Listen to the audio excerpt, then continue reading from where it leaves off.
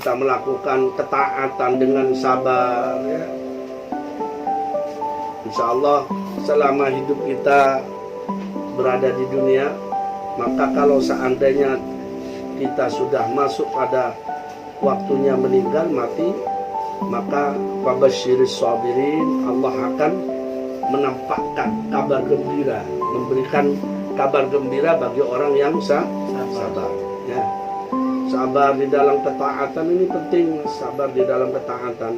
Taat itu dalam artian menjalankan perintah dan menjauhi larangan. Itu taat, mutlak taat kepada Allah untuk menjalankan perintah dan menjauhi larangan. Sabar, harus sabar saja sudah.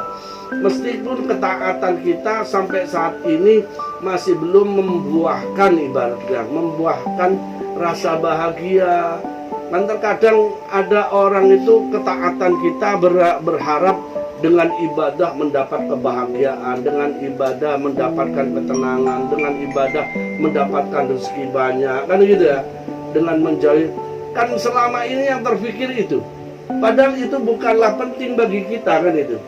Sebenarnya itu bukan ukuran, bukan barometernya. Bukan barometer seseorang ketika orang itu ibadah mendapatkan apa, tidak ada ukur. Ibadah Anda karena perintah Allah, gitu ya.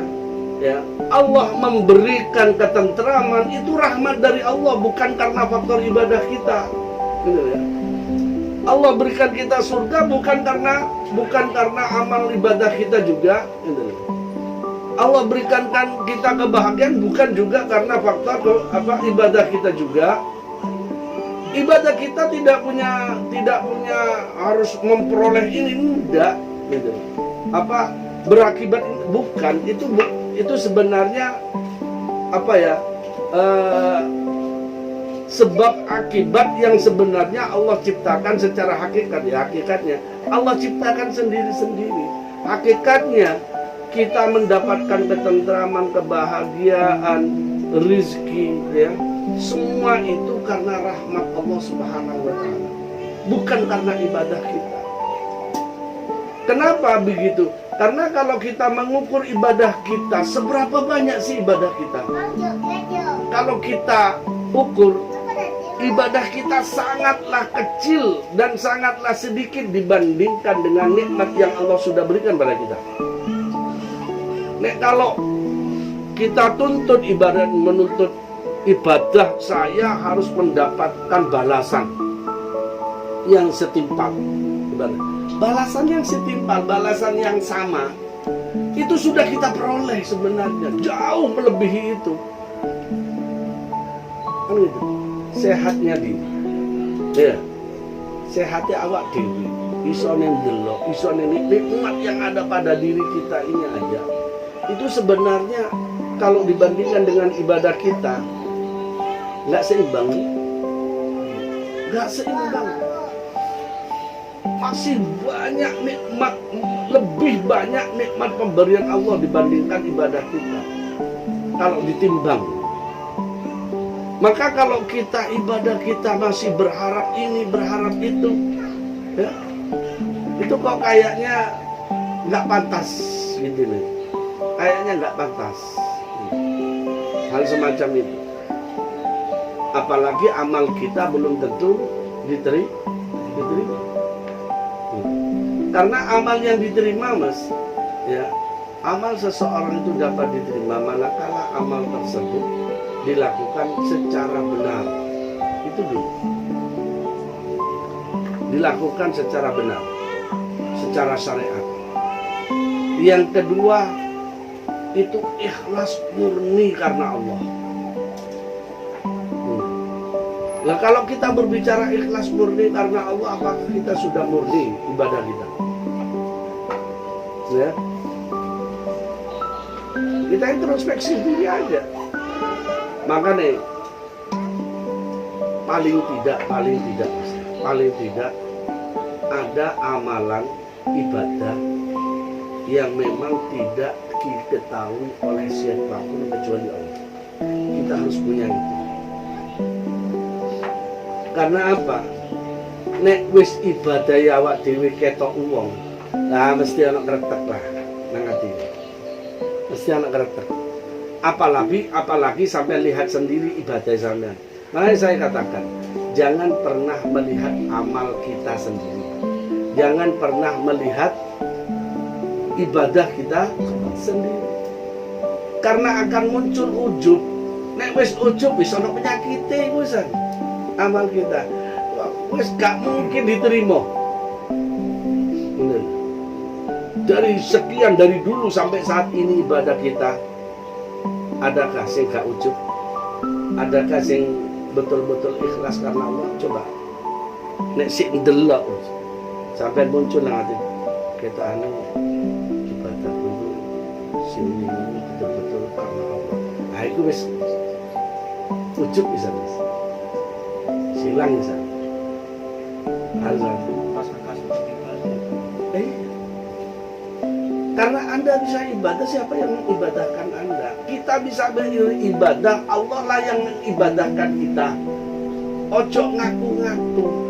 Makanya wali-walinya Allah itu tidak pernah merasa dirinya beramal. Dia gak tahu, pokoknya yang penting sholat aja. Berbuat baik aja, sudah. Sing ditelok Gusti Allah terus, gak ndelok Gusti Allah. Gak ndelok selain Gusti Allah. Ya. Amal kita nggak pernah kita lihat, amalnya nggak pernah dilihat, nggak perlu melihat amal. Karena munculnya apa? Nek gak muncul dia ujub atau takabur. Nggak mungkin akan dengan melihat perbuatan baik kita akan bertambah menjadi lebih khusyuk, lebih baik. Justru akan lebih merasa diri kita, aku tahajudan, aku sholat tasbih, aku dikiran, aku segini, drop. Ujub hidup saya. Jatuh.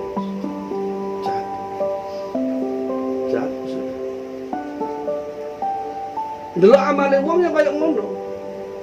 Nggak perlu kita melihat amalnya orang, perbuatannya orang. Karena nek perbuatannya wong iku apik, malah yang muncul suudzon. Ah wong iku apa ibadahnya kaya ngene iku ana sing diarep yo. Nek amale wong elek, wah, muncul makian, hinaan, celaan. Tadi kan api wis paling api muraqabah. Wis hadirno ati nanggone hadapan Allah terus-terusan. Maka melatih bagaimana diri kita dilihat oleh Allah terus-terusan dan melatih diri kita merasa berada di hadapan Allah terus-terusan, itu penting. Itu yang paling penting misalnya. Tidak ada yang lebih penting daripada itu. Karena dengan merasa kita berada di hadapan Allah terus-menerus, insya Allah kita akan terseleksi perbuatan kita. Kita tidak akan mungkin melakukan perbuatan sing dilarang oleh Allah, apalagi sampai dilarang. Sing kira-kira nggak karena Allah gak wani. Kati ngelakuin ini, kira-kira Allah seneng gak ya? Kira-kira Allah ridha gak ya? Karena apa? Mau melakukan sudah begitu. Karena kita merasa berada di hadapan Allah. Tapi kalau sudah tidak merasa berada di hadapan Allah, ya seperti merasa bahwa dirinya sendirian, merasa bahwa tidak ada orang yang melihat. Padahal Allah selalu melihat kita. Itulah sebabnya bagi Imam Ghazali memberikan kesibukan agar supaya kita sibuk ambil ibadah, sibuk ambil dzikir, sibuk ambil ini semua, supaya nggak sempat mikiri amal itu juga, nggak sempat mikiri orang lain. Itu tak perlu menurut kayak gitu sampean ya. Tapi kalau kita ketaatan kita taat kepada Allah ya, dengan sungguh-sungguh dilakukan dengan cara sabar, ya fa insyaallah. Apa yang akan dapatkan oleh kita? Fa in fa'alta dzalika farihta indal maut, maka kamu akan bahagia indal maut ketika kematian tiba. Kalau kita sabar, pokoknya sabar, dilek kayak pahit itu apa, dilek, gak usah ngeluh, gak usah ngeluh. Aku wis ibadah tapi aku kok sik ngene ya. Emang ibadahmu kanggo apa? Ibadahmu kanggo menghilangkan masalah. Ibadahmu kanggo nambah duit. Ibadahmu kanggo apa? Kanggo nentremno awakmu. Apa itu? Ibadah kita hakikatnya sebenarnya yang benar, yang baik adalah harus betul-betul karena Allah. Karena taat nang gone Gusti Allah, arep ridho lan cintane Allah. Wis titik. Arep Allah ridho nang gone ketaatan kita. Karena kita taat melaksanakan ibadah, menjauhi larangannya, berharap Allah ridho, berharap Allah senang pada kita. Wis titik. Nek si awak dhewe arep liyane wis hilang.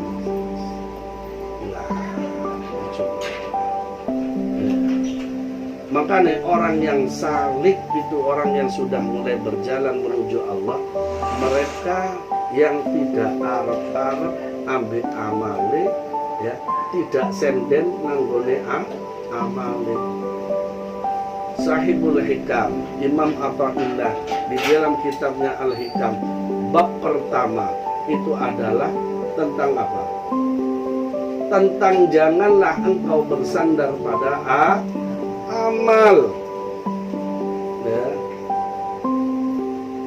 Jangan bersandar pada amal, jangan melihat amal. Karena dari kalau kita melihat amal kebaikan, kita akan muncul macam-macam nanti. Gak kira tuh gak melaku sampai tua, sampai mati, ya mati dalam keadaan gak cinta ambil Gusti Allah. Nauzubillah min dzalik.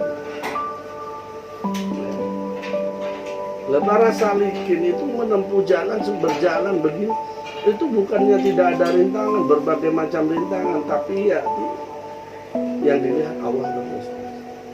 Maka nih, dasar utama asasnya adalah muraqabah. Anta budallaha ka'annaka tara, fa illam takun tara fa innahu. Beribadahlah kamu seakan-akan kamu melihat Allah. Seakan-akan kita hadir di hadapan Allah. Allah ada di hadapan kita. Allah melihat kita. Ya. Nek cara anune musyahadah. Ya. Muraqabah, musyahadah.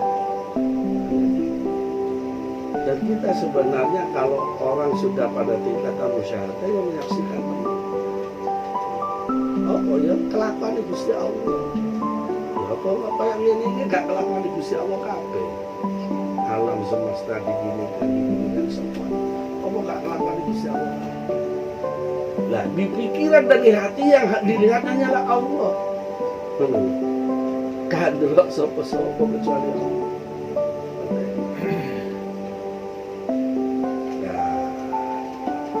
Allah kalau kita sabar terus dalam ketaatan, ya, wabasyiris sabirin, ya, maka farihta indal mauti farahan syadida, dengan kebahagiaan yang sangat la akhiralahu, yang tidak ada ujungnya, nggak ada akhirnya, lahu bagi kebahagiaan tersebut, kebahagiaan terus menerus, ya.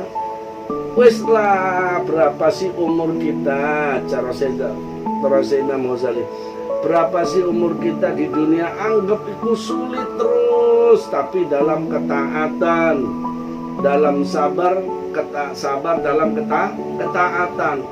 Nah, ketika melaksanakan kesabaran dalam ketaatan, itu ditimpa berbagai macam kesulitan hingga sampai mati berarti. Menjelang sampai mati itu Allah sudah tampakkan. Kilo makwa, kilo goni sampean surga istana, ya, di surga yang terbuat dari intan berlian, permadani yakut dan sembarang kali yang tak mungkin terbayangkan oleh kita. Itu. ditampakkan oleh Allah. Maka itulah yang dikatakan fabasyiris sabirin, sabar dalam ketaatan. Ini penting. Yang namanya taat itu taat menjalankan perintah, taat menjauhi larangan. Sing ana nang bone donya ya cuman perintah dan larang. Wis ana. Kelakuan sing ana nang donya kan cuma lurus. Nek gak diperintah dilarang. Ini ada yang bukan perintah bukan larang. Apa? Ada. Ngaji ini diperintah kan? Apa mana? Turu. Hah? Turu diperintah apa enggak? Hah? Apa mau kan turu? Jaga kesehatan. Nah itu tadi. Iya nang tuh narai. Allah memerintahkan kita untuk menjaga jasad kita, badan kita. Yang badan kita bisa sehat kalau diistirahat. Tapi jangan juga sering istirahat. Iya, kakek istirahat ya keras hati ini. Makanya dalam hadis dikatakan ya apa? Qillatur naum, qillatur raha, wa qillatur ta'am. Kudu sedikit makan, sedikit tidur dan sedikit istirahat. Orang sing akeh turune, akeh mangane, akeh leye-leyene, akeh nganggure, iku keras hati. Salasatun yuqasyil qalbah. Terus Kanjeng Nabi apa? Katsirun naum wa katsirut ta'am wa katsirur raha. Akeh turu, akeh mangan, akeh leye-leye. Leye-leye. Nganggur. Karena nek wong nganggur iku pikirane macam-macam, Mas. Kemana kono dikit. Ah, ngene lho. Mikir-mikir stres aja. Jawes.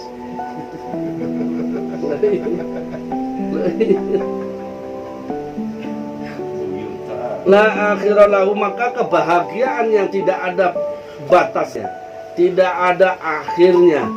Wa in sawwaftah wa in sawwaftah wa tasahaltah ya. Wa in tasawwaftah, maka jika berjanji kamu ya, wa tasahaltah, dan meremehkan kamu, ja'aka, datangkah kepada kamu al-mautu ya, artinya menunda. Hanya apa sawab taiku wis mulai menai ya, ngenteng tasahal ngenteng aku tak mulai meni baca temenan, mulai meni aku tak temenan, aku turun oleh hidayah saya kira apa kok apa gak salat. Iya gimana belum dapat hidayah. Koplak itu ada. Wis tak judokno hidayah iku petunjuk, tak judokno sampean iku kudune ngene. Lakonono. Nek sampean ngomong hidayah. Koplak ya blender. Ya mungkin wis takdir teko Gusti Allah oleh nur hidayah iya. Ya. Sampai ngomong koyo ngono gak usah ngomong ngono ya koplak. Wa in sawwabta, maka jika kamu hanya berjanji menunda-nunda ya, wa tasahalta, dan meremehkan kamu, ja'aka, maka akan datang kepadamu al-mautu, apa kematian, fi waktin, dalam suatu waktu, la tahbisuhu, yaitu di waktu yang tidak disangka ya. La tahbisuhu, yang tidak disangka-sangka ya olehmu ya. Wa tahassarta, dan menjadi menyesal ya. Wa tahassarta, dan menyesal kamu, dan akan menjadi menyesal kamu, tahassuran ya, dengan penyesalan, la akhiralahu, yang tidak ada akhirnya. ya. Mau nek awak dhewe nunda-nunda keapian, menunda-nunda ibadah, menunda-nunda ketaatan kepada Allah, ditunda terus mulai meneh aku tak taat temenan Gusti Allah, mulai meneh aku gak kate ngumpi maneh, mulai meneh aku gak katene bohong-bohong maneh, tak jujur. Mulai iku kok ngono. Ya gak apa-apa ya Mas. Seperti tobat ya. Mulai meneh aku tak temenan sholat, mulai meneh